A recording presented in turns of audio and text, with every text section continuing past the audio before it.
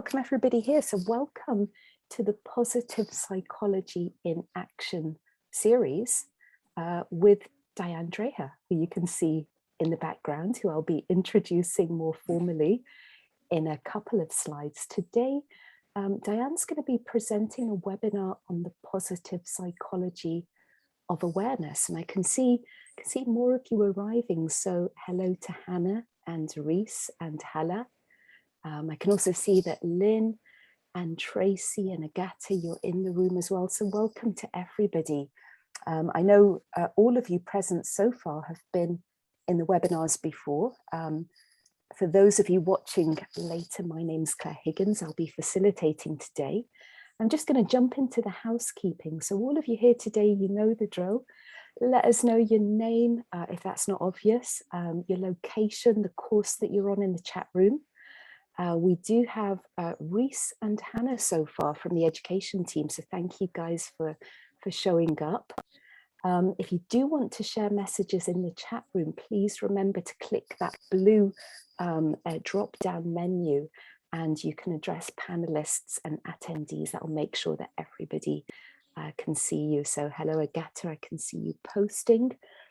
We're going to go through the same format as usual today. We're going to have a presentation from Diane, which will be about 40 minutes. During the presentation, you're welcome to post your questions in the Q&A box.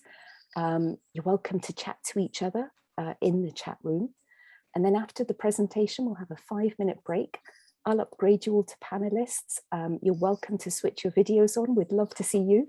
That's the exciting moment in the webinar, when we can all gather together, and we'll go straight into the Q&A session.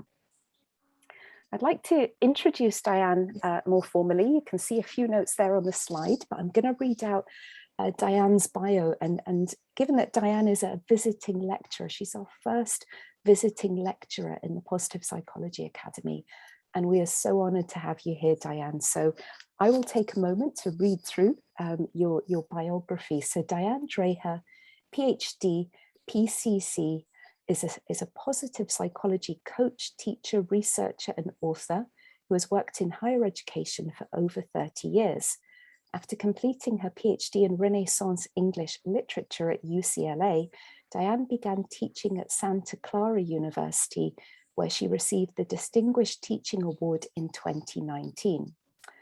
Her publications include the best-selling Tao of Inner Peace, Tao of Personal Leadership, Tao of Womanhood, Inner Gardening, and Your Personal Renaissance, as well as scholarly books and articles on literature, positive psychology, and hope. She's seeking new frontiers in learning and went on to complete a master's degree in counseling and became a professional certified coach, that's PCC, with the International Coach Federation. She's also a HeartMath clinical practitioner, and her research interests explore the convergence of positive psychology with Eastern philosophy, leadership, mindfulness, and hope. In addition to lecturing in the Positive Psychology Academy, she's an associate director of the Applied Spirituality Institute at Santa Clara University, and she maintains an international coaching practice called North Star Personal Coaching. She's also an advisor for the Hopeful Mindsets Project and is writing a book on hope. What an incredible bio. Diane, I can tell you that a lot of students will be very curious about that, the background that you have. So thank you again for being here. I'm going to hand over to you, going to switch my video camera off, mute myself, and then you can let me know when you'd like me to switch the slides. Okay, let me. Thank you, Claire, very much for that wonderful introduction. And I am delighted to be here. My current research is about hope and the possibility, the reality of all of us joined together to look at positive psychology, in action from all over the world brings me a great deal of hope today. So next slide, please, Claire. Great. Okay, so today what we're going to be doing is looking at our awareness, which means knowing ourselves, becoming aware of where we focus our awareness. recognizing how stress narrows our field of awareness and limits our thinking. Too many people today with too many complex problems, either personal, professional, political, you name it, are trying to solve their problems while they're stressed. And as we'll discover today together, stress takes our cognitive faculty offline, and all we're left with is, a lot of emotion and a lot of fight or flight, hormones churning through our body. So we need to be aware of the stress reaction, which some people in the Hopeful Mindsets group have called the downstairs brain, and get back upstairs to the upstairs brain where we have clarity, cognition, and creativity.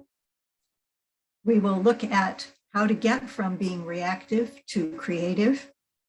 And my intention for us today is to see how positive psychology practices, how some of these wonderful discoveries that people have been making in the past decade or so can help us think more clearly, expand our perspective to see the bigger picture, and become more creative.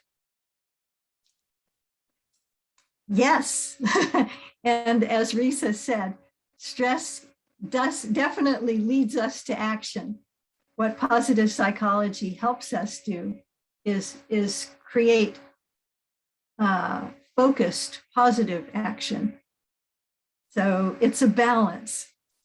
Okay, let us all join together. We are going to be looking at Risa's wonderful questions, when, why, and how, as we go through today's presentation.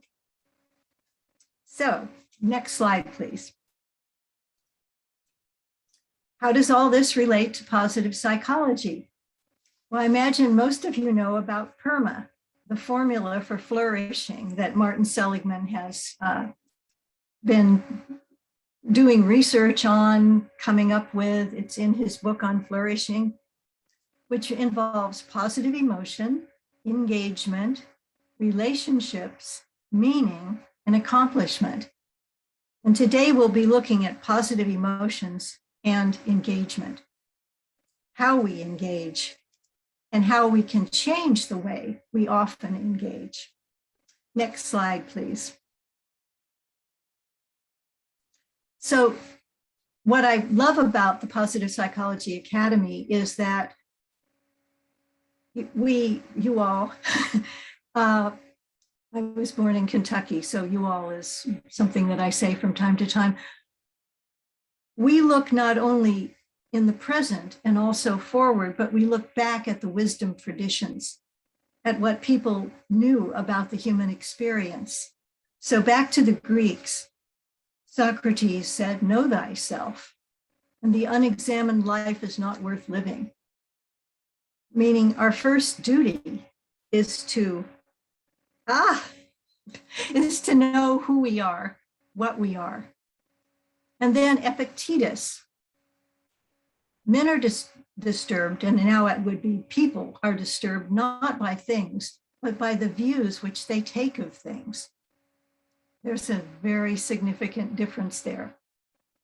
And going into Eastern philosophy, Lao Tzu wrote in the Tao Te Ching that analyzing others is knowledge. Knowing yourself is wisdom. By cultivating the inner life, the Tao and other wisdom traditions remind us to know ourselves, to become more aware of the energies within and around us. Because without this awareness, we can become reactive, so caught up in external events that we get stuck in the stress reaction of fight, flight, or freeze. We can get hijacked by our emotions, which are there to help us. But again, to know ourselves, to know how to deal with the complexity of our human experience. So next slide, please. In the 21st century, knowing ourselves often involves knowing how our brains operate. So I'm going to share some very complex neuroscience here for a few minutes. Please bear with me. Neuroscientist Joe Ledoux, who's at New York University, has found that we have two brain pathways for processing information, the high road and the low road. And as you can see, I don't know if my little pointer will show here, but the high road, we take in information from our senses, what we see, hear, taste, smell, and this goes to our brain's relay system, the thalamus, the sensory thalamus, and then up to the cerebral cortex, where we think about it, analyze it, and then down to the amygdala, where we have an emotional response. The amygdala is a small almond-shaped region that generates our emotion, some of our emotional responses. Okay, all well and good. When we're sitting in a classroom, when we're, at peace, when we're thinking of things, great. However, we also have the low road, which is when we feel threat. And what happens with this is that, again, the stimulus goes through the sensory thalamus. We see or hear something. And since we're feeling threat, bam, the thalamus sends it right over to the amygdala, completely bypassing our higher mental faculty, our higher brain functions. And this is important. If we're in the midst of danger, we don't need to be like Hamlet and stand there and say, to be or not to be, that is the question, etc. Because if we pause to think, we might get killed. We need to jump out of the way. So, for example, if we're walking in the woods and see what looks like a snake in front of us on the path, the low road serves us well. We jump out of the way without taking time to think, even if what we see is only a twisted branch. That's a survival reaction. That's absolutely essential. It can save our lives. But too often today, we can get stuck in that reactivity, and our survival instinct can work against us, throwing us into chronic stress. Next slide, please. Chronic stress. You see this poor gentleman over here is experiencing chronic stress. Chronic stress impairs our judgment, decision-making, and relationships. It can undermine our health with all of these things that you see up on the screen, bringing on panic attacks, anxiety disorders, depression, headaches, insomnia, obesity, chronic fatigue, allergies, gastrointestinal problems, skin disorders, dementia, and a long list of addictive behaviors. So, how does this work? Next slide, please. Chronic stress impairs our judgment and decision-making and our relationships. It produces a defensive reaction, which can block compassion by undermining our ability to see, hear, and understand the people around us. In fact, if someone disagrees with us, it can trigger resistance and defensiveness. We feel attacked when we're chronically stressed. It can weaken our ability to recognize patterns of cause and effect, to do long-range planning, to see the larger implications of our actions, because we're simply being reactive. And ultimately, it can sabotage our relationships with ourselves and one another. So how does this happen? Here's a little more neuroscience. When the amygdala senses danger, it sends an alarm message out throughout the body that reaches the adrenal glands, which release cortisol. Well, that's fine for short-term threats, fight or flight, we need that. But high levels of cortisol in our blood from chronic stress can cause chronic anxiety, putting us on edge. And we're already on edge, right, from all this cortisol, so that it doesn't take much to put us over the top. It can make us easily triggered into future fear reactions. It can impair our memory by shrinking the hippocampus, which is the part of our brain that stores long-term memories, making us forget essential information, even the names and faces of the people around us. Have you ever drawn a blank when you were stressed in the middle of a presentation or a discussion and you can't remember what you were about to say, or you can't remember the name of the person you're talking to? This happens. It can also, excessive cortisol can impair our decision-making by damaging the prefrontal cortex. So all that cortisol is just not good for us, churning around in our body on a regular basis. Next slide, please. So here's an example of what happens to people when they're under stress. If sometimes human examples are more valuable than a whole lot of neuroscience, technicalities. So a long time ago, this classic Princeton Theological Seminary experiment took place, which shows how stress can block clarity and compassion, even with people with the best of intentions. So years ago, on a cold December day in 1972, some researchers at Princeton told the ministerial students at the Theological Seminary to give a recorded talk on either their future careers or the parable of the Good Samaritan. So one by one, the students met with a researcher, and they were a little stressed because speaking in public is a stressor already, okay? They met with the researcher who gave them directions to the lab next door where they were going to be recorded giving their talk. And then he looked at his watch and told half of them, "Oh, you need to hurry because you're already running late." So one at a time, the ministerial students met with the researcher, then they went outside and passed through the alley between the two buildings, where they saw a young man slumped in a doorway, moaning and groaning and coughing. Obviously, this is part of the experiment. Some students stopped to ask if he needed help. Some took him inside. After all, it was a cold December day, snowing in Princeton, New Jersey. Some even took him to the infirmary. But others, quite a few others, just walked on by. What made the difference? Can you figure this out? The students who felt they were running late, the pressure, yes, Hala, the pressure of running late, they were less willing to stop and help.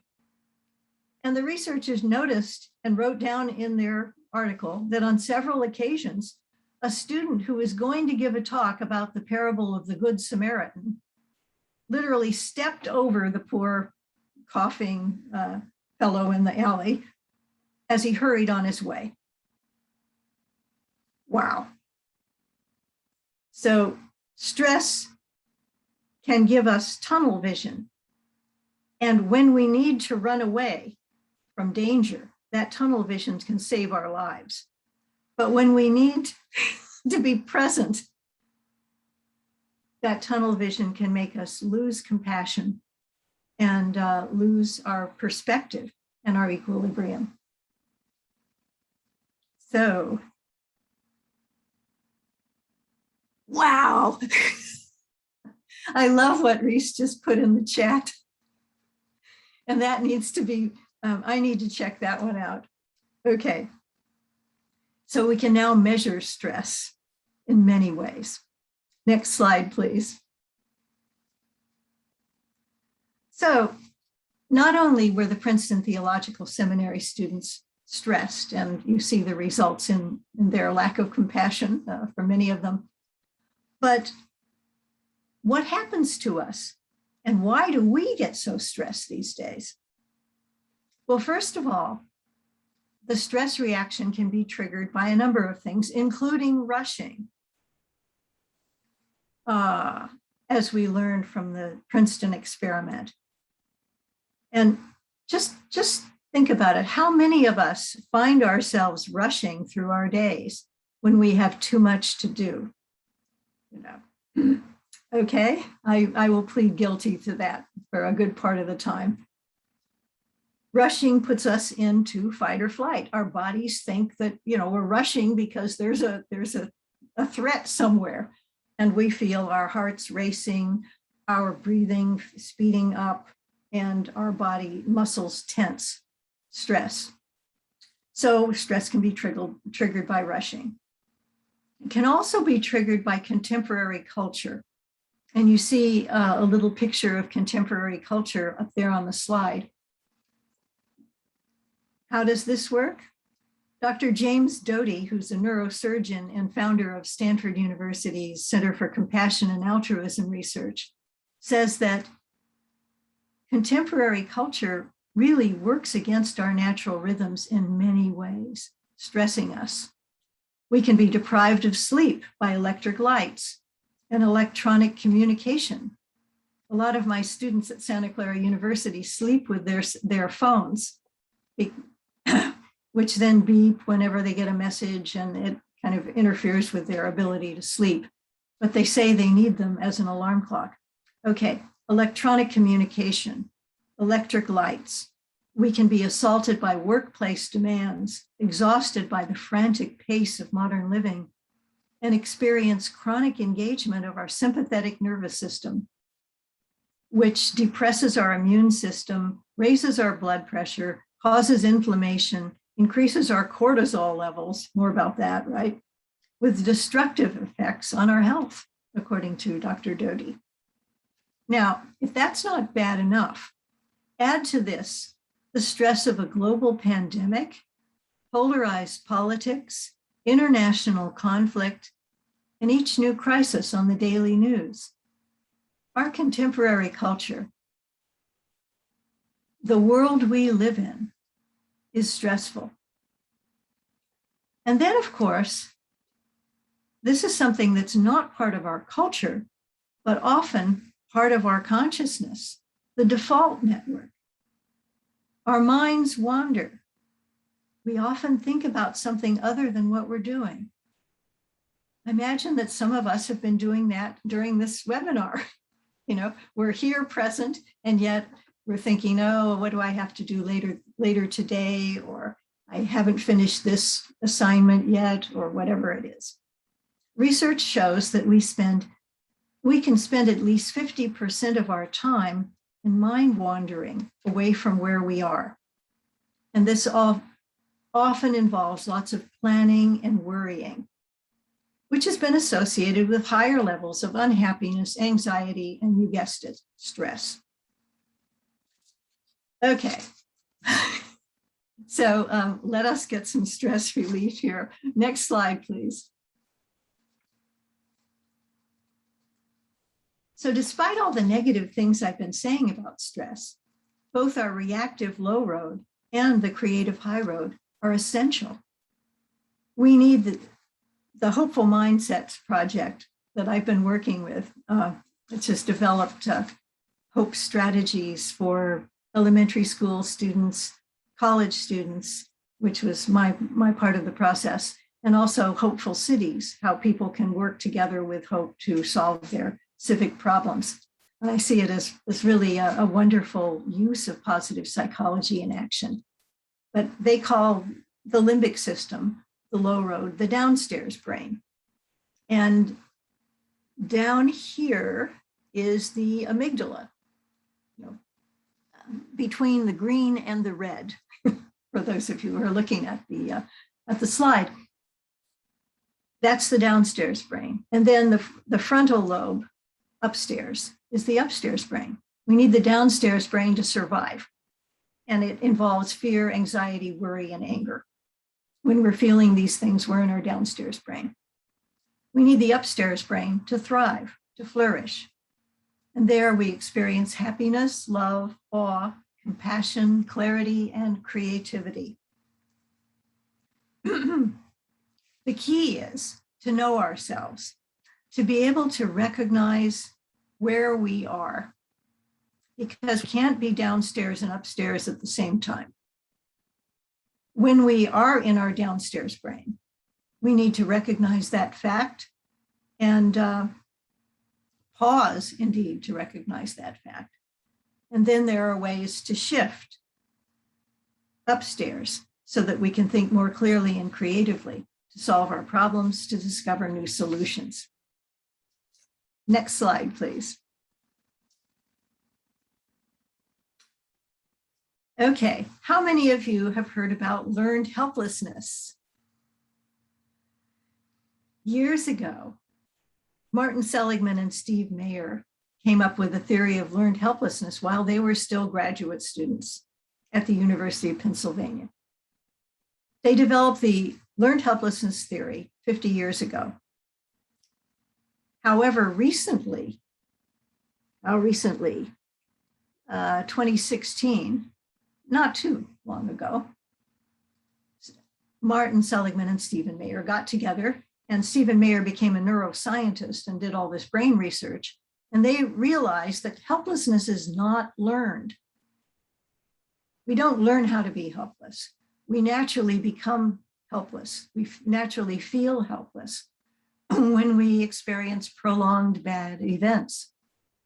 We react with anxiety and passivity. And they discovered that having a sense of control can take us back into the higher brain regions and bring us hope, bring us a sense of agency, make us feel like we can make a difference. And Seligman calls this the hope circuit. It's moving from the downstairs to the upstairs brain. So, how do we shift? A good question. How do we get upstairs? How do we regain that sense of control? Next slide, please. Well, there are lots of ways. Thank goodness for research in positive psychology, which has shown us many possibilities. We can develop a sense of control. Again, stop reacting and being frantic by breathing. I realize we do this anyway, but mindfully breathing, pausing to breathe slowly and deeply. Here's a story about that. Dr. Jim Doty learned mindfulness years ago. He grew up in poverty, homeless, often hopeless and hungry. He had an alcoholic father who was often out of work, drunk, and in jail. And the family was often evicted because the father had no money and they couldn't pay the rent. If that wasn't bad enough, Jim's mother was seriously depressed and made repeated suicide attempts. So when the little boy came home from school, he didn't know whether his mother would be, lying on the ground and he'd have to run to a neighbor's house and try to get help and rush her to the hospital, or what. Sounds like he had a dysfunctional family.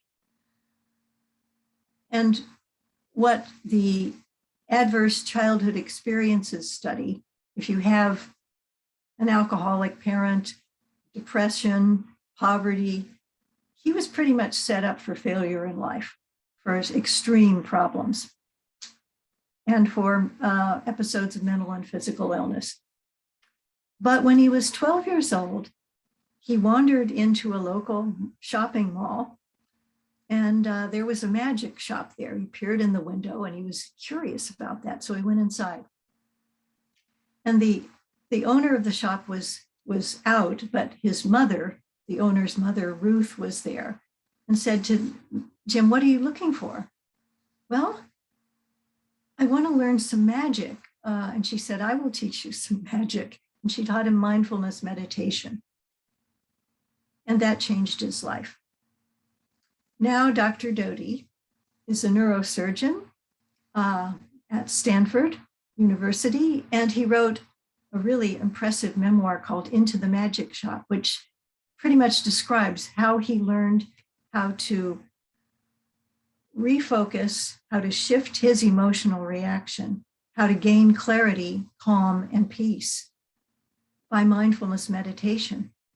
And he also learned compassion. for the people around him, because of course he was centered.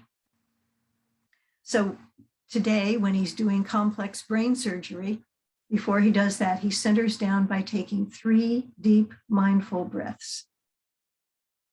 Now, if mindful breathing can change a person's life and can help that person do complex brain surgery, sounds like a really good practice. And we don't need any special tools. Just pause, take a deep breath, and slowly release it.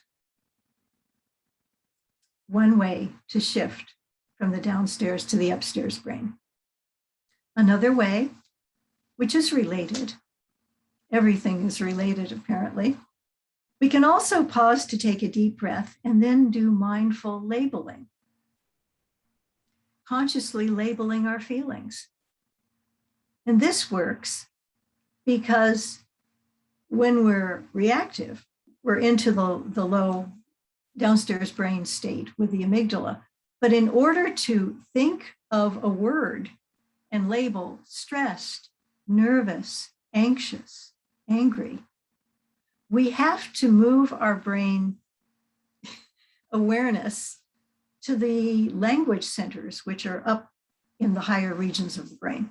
So actually labeling switches gears in our brain, if you want to use that terminology.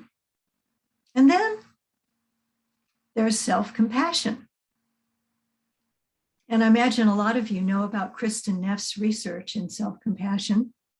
We're going to be learning a little bit more about Kristin Neff in our next webinar, which has to do, of all things, with animals. But for today, self-compassion involves 3 steps. First of all, to acknowledge how we feel. And yes, that involves labeling. To pause and say, oh, I'm feeling nervous, I'm feeling worried, I'm feeling stressed, sad, angry, disappointed, whatever it is. I've made a mistake and I feel really wretched. I feel awful. Acknowledge our feelings. And then step 2 is common humanity. It's only human to make mistakes. No one on this planet is perfect. It's only human to feel disappointed. And then step 3 is to be kind to ourselves. Treat ourselves as we would a dear friend, instead of having that inner critic yell things at us inside our brains, like, you idiot, you know. Instead to say, oh, you know, it's okay. It's only human. You know, I'm here for you. And Kristin Neff even recommends putting one hand on one shoulder and one hand on the other and squeezing and giving ourselves a hug and saying, it's okay. I'm here for you. You know, we'll get through this. Self-compassion. And there are, I think, thousands of studies now on self-compassion if you look at the literature. So next slide, please. There are more ways to shift. There's something called quick coherence. The HeartMath Institute in Northern California has done lots of research using biofeedback, measuring people's brain waves and heart rate variability. And they found that when we're stressed, we are in incoherent state, we're frantic. Don't need elaborate machinery to measure that. But we can shift from incoherence to a state of coherence, focus, calm, by breathing slowly and deeply, focusing on our hearts, perhaps putting our hands on our hearts, just having that slow, deep breathing, and then thinking, feeling, remembering a positive feeling of peace, inspiration, appreciation, love for a favorite person, place, or pet. And experience that feeling flowing through your body. And when distracting thoughts come in, refocus on our breathing, refocus on our hearts, refocus on that positive feeling. Again, we can consciously shift from incoherence to coherence. Another way of shifting, according to Martin Seligman and Stephen Mayer, is to use cognitive behavioral therapy, or CBT, which is to recognize what are called automatic negative thoughts. The abbreviation is ANTS, ants, little pests that come through our brains and make us feel terrible. When we make a mistake, one automatic negative thought, and there are a whole list of them cognitive behavioral therapists make us as clients aware of. One of them is catastrophizing.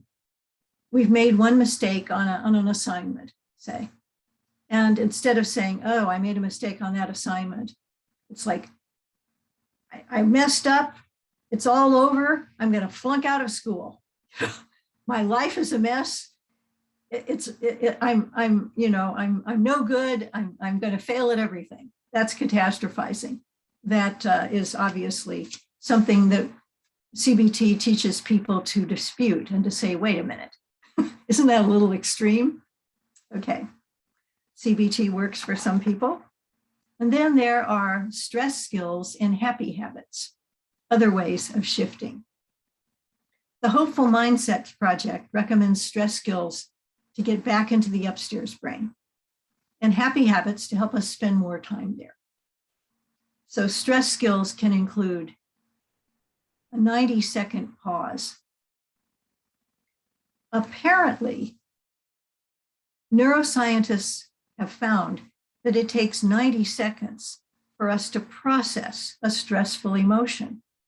And if we try to repress it and push it away or deny it, that doesn't help at all. It's still in there. So to just pause, and again, perhaps labeling, saying, oh, scared, stressed, anxious. And then take deep mindful breaths, perhaps connect with a friend, write in our journals. There are all kinds of ways, but the 90-second pause and the mindful breathing are incredibly powerful ways to shift out of the downstairs brain. And then what can help us stay there more often? Practicing gratitude, acts of kindness, regular exercise, having a creative hobby, art or music, any number of things, and setting goals, looking forward, looking toward the future, believing that we can make a difference. So there are happy habits that we can build our hopeful mindset. And there are stress skills that help us get back into a hopeful mindset when we're stressed. Not if, but when. We all get stressed. So it's a question of learning how to shift gears. In fact, when I learned to drive a car, my family had an old red Volkswagen with 4 on the floor and a clutch. So I had to learn how to shift gears in order to drive. And that was years ago. And I learned how to do that.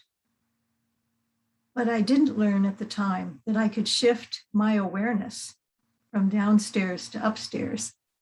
And so I spent a lot of time driving around emotionally in first gear, not knowing that there were other possibilities.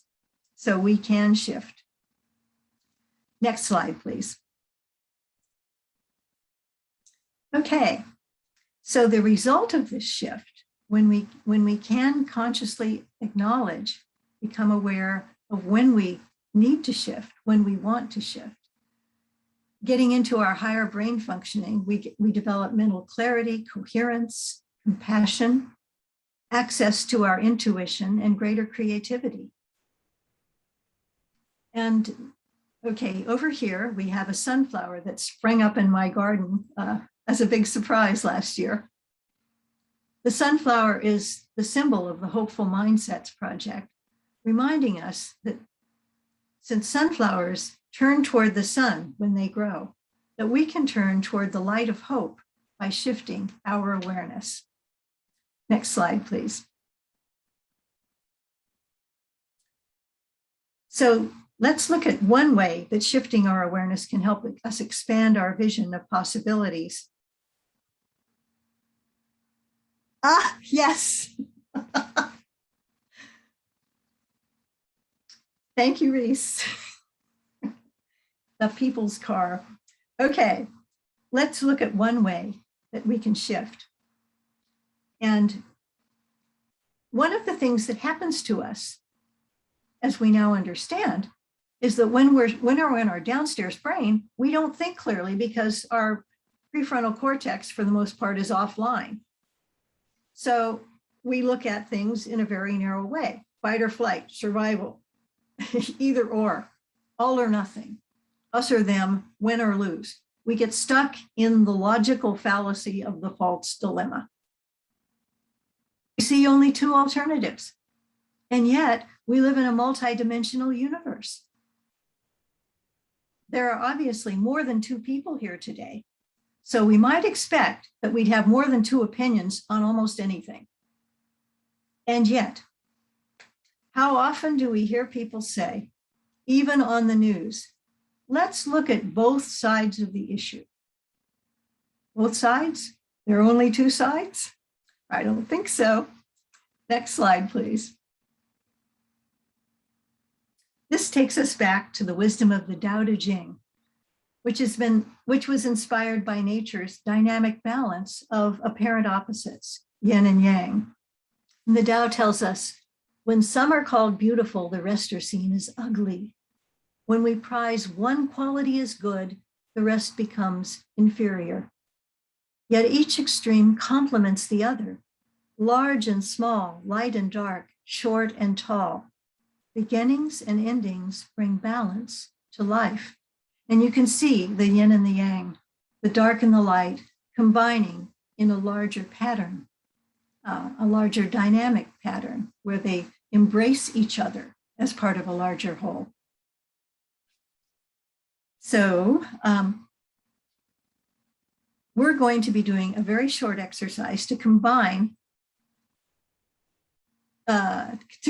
some pairs of yin and yang and to see the larger pattern. This is a short version of an exercise I often use in my Tao workshops. I first ask people to center down, take some slow, deep breaths, and then find the larger pattern for each pair of opposites. So I'd like to invite you to join me in this. For the next moment, please close your eyes. Take a long, deep breath and slowly release it. Finding your own natural rhythm of breathing in and breathing out. Putting your hand on your heart if you wish. And just relax. Focusing on your breathing.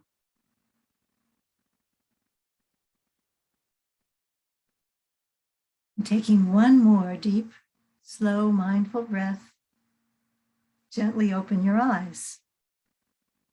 Next slide, please. Okay, so now I'm going to ask you to find the larger whole when I mention each of these apparent opposites. And put your answer in the chat. So for example, the first one, dark and light, might be a black and white photograph, a zebra, or the cycle of the day from dawn to dusk, or any number of things. The dark and light slide, the light background and the dark lettering that we're looking at. So now it's your turn. I'm going to read these three examples, and you can put your answer in the chat when something comes up for you. Open and closed.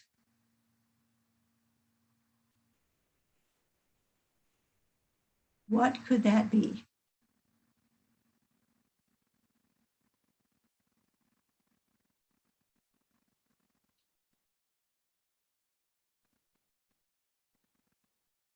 And I don't see a revolving door. Yes. Something else. A human heart. Beautiful. Okay, there's some very good answers here. A mind can be open and closed too, you know. Beautiful. Okay, earth and sky. Next one. What concept involves both earth and sky?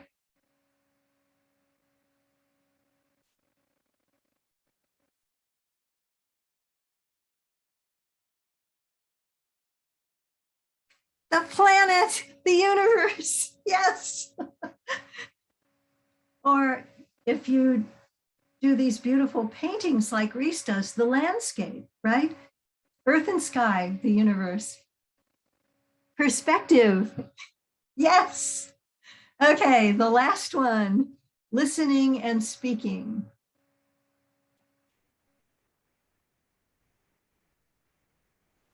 Conversation. Yes, Tracy. Connection, learning, communication. Beautiful. Absolutely. We can't communicate unless we do both. That's our shared communication. Wow, you all are very creative people. Okay, so in my workshops, what then I ask people to do is to think of a conflict in their lives and expand their vision to see the larger whole that includes both parts. My friend Dudley Weeks, who's an international conflict resolution facilitator, asks people he works with to center down, take some deep breaths. Again, there's a pattern here. And then identify what they need, their own needs. And then to listen to each other, listening and speaking, right? To listen to each other, your needs, my needs, and then to look for the shared needs, the common ground that we can find to build new possibilities, to build solutions to our problems. So expanding our vision. And next slide, please. Yes. Agata, absolutely. We are going to, this is my final presentation of the day, I suppose. This is a lemon from my garden. And we're going to be looking at 3 views of a lemon: all or nothing, compromise, or creative solution. What? Well, there's a story. Okay, imagine that all of us were going to a mountaintop retreat house for a weekend of positive psychology discussions, meditation, sharing, research. And it's this beautiful place. So we all arrived from our destination, from where we're coming from all over the planet, to the airports, gotten into our vehicles, our people's cars, our Volkswagens, whatever, and driven to the base of the mountain and stopped at a grocery store because we'd all brought our favorite recipes and we were going to take turns cooking for the group. So we stocked up on what we needed and drove up the mountain, got to the cabin, we're unpacking, and some of us were making dinner for the first night.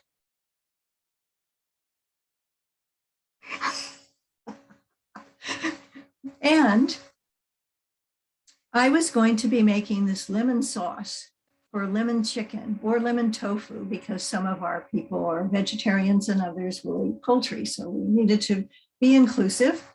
So I was going to make my favorite lemon sauce. And some other people are making a salad. Another individual is making a vegetable stir fry. It's going to be a delightful dinner. And one person, let's call her Barbara, is making lemon poppy seed cake. So we're all there in the kitchen getting things together, getting our recipes out there and starting to work. Our shared goal is to create a good dinner for all of us.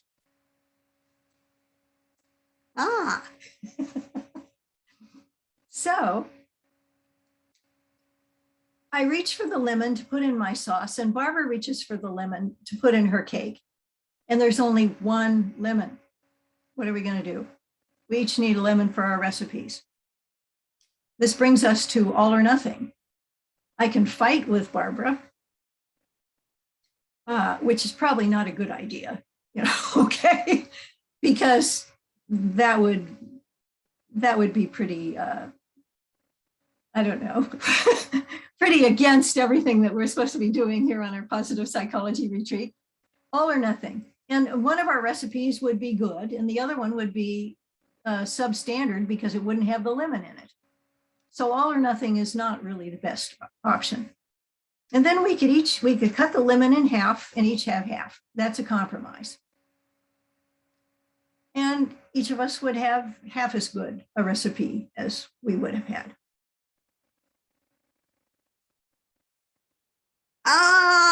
And Reese has come up with a creative solution. Okay, I listened to Barbara and I said, what do you need? And she says, I need the lemon zest. I need to break the skin off the lemon and put it in my recipe. And I say, oh, well, I need the lemon juice. So Barbara scrapes off the lemon, puts it in her, lemon zest in her recipe, in her cake mix, and gives me the lemon. I use the juice. It's a win-win. Everybody wins. The dinner is delicious. We have a creative solution because we have looked past all or nothing or even compromise, and we've come to see the two parts that are part of the larger whole. I believe that beneath the surface of a lot of our stressed awareness, there are creative solutions if we can only get to the point of creativity. So next slide, please. So we've gone from today, to summarize, how to get from reactive stress reaction to responding more creatively, from the downstairs to the upstairs brain, from hopelessness to what Seligman calls the hope circuit, a process that reveals greater hope and new possibilities in our lives. And my question for all of us is, how can we use these insights to move forward in the new frontier of positive psychology in action in our lives and work as coaches, trainers, organizational facilitators, and in our personal lives? And I'd like to leave you with Emily Dickinson's lovely quote, I dwell in possibility. And for those of you who'd like to explore more possibilities, next slide, please. There are references, and next slide, at the end of this PowerPoint, so you can follow up and read more about Mayer and Seligman or HeartMath or Joe Ledoux or any of that. So thank you very much for being present and for your wonderful answers to some of these dilemmas. Next slide, please.